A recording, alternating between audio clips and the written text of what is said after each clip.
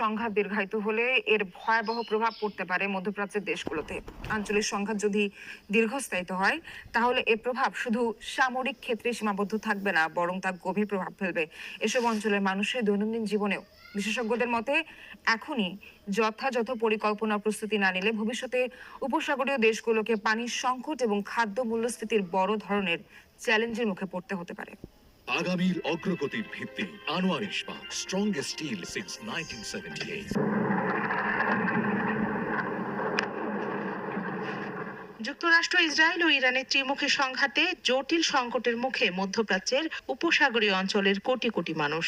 হামলা পাল্টা হামলায় বর্তমানে আঞ্চলিক সামরিক উত্তেজনা ও বাণিজ্যিক সরবরাহ ব্যবস্থার ঝুঁকি শুধু জ্বালানি খাতেই সীমাবদ্ধ নেই, এর প্রভাব পড়তে পারে পানির সরবরাহ ও খাদ্য নিরাপত্তার উপরও। সংঘাত দীর্ঘস্থায়ী হলে উপসাগরীয় দেশগুলোতে পানির সংকট দেখা দিতে পারে, দ্রুত বাড়তে পারে খাদ্যদ্রব্যের দাম। বিশেষজ্ঞরা দিচ্ছেন এমন সতর্কবার্তা। যুদ্ধ না থামলে ভবিষ্যতে বন্ধ হয়ে যেতে পারে মধ্যপ্রাচ্যের গুরুত্বপূর্ণ সমুদ্রপথ, যা উপসাগরীয় দেশগুলোর অর্থনীতি ও নাগরিক জীবনে ফেলতে পারে বড় ধরনের প্রভাব।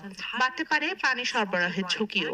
পারস্য উপসাগরীয় উপকূলে রয়েছে 4 শতাধিক পানি বিশুদ্ধকরণ কেন্দ্র। এসব পানি বিশুদ্ধকরণ প্লান্টে হামলা হলে কয়েকদিনের মধ্যেই অনেক দেশে দেখা দিতে পারে তীব্র পানির সংকট। আর উপসাগরীয় দেশগুলোর অর্থনীতি এবং খাদ্য সরবরাহের জন্য গুরুত্বপূর্ণ সমুদ্রপথ হরমুজ প্রণালী বন্ধ হয়ে গেলে তেল রপ্তানির পাশাপাশি খাদ্য আমদানিতেও পড়বে প্রভাব। মরু অঞ্চলে পানির অভাব ও সীমিত কৃষি জমির ফলে খাদ্যের জন্য এই অঞ্চলে অর্থনীতি অনেকটা আমদানি নির্ভর। ফলে যুদ্ধ পরিস্থিতিতে খাদ্য সরবরাহ ব্যাহত হতে পারে। আর আমদানির খরচ বেড়ে গেলে দ্রুত গতিতে বাড়বে খাদ্যদ্রব্যের দাম। বিশেষ করে বাড়তে পারে চাল, গম, মাংস, দুগ্ধজাত খাদ্য এবং শাকসবজির মতো আমদানি নির্ভর পণ্যের দাম।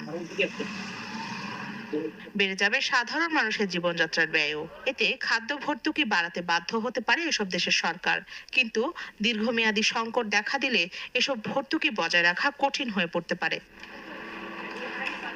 এই ঝুঁকি মোকাবিলায় খাদ্যের কৌশলগত মজুত বাড়ানো, বিকল্প সরবরাহ পথ তৈরি করা ও স্থানীয় কৃষি উৎপাদন বাড়ানোর উদ্যোগ নেওয়ার উপর জোর দিচ্ছে বিশেষজ্ঞরা। এছাড়া পানি উৎপাদনের প্রযুক্তি উন্নত করা, গুরুত্বপূর্ণ অবকাঠামোর নিরাপত্তা জোরদার ও আঞ্চলিক সহযোগিতা বাড়ানোর মাধ্যমে সংকট মোকাবেলা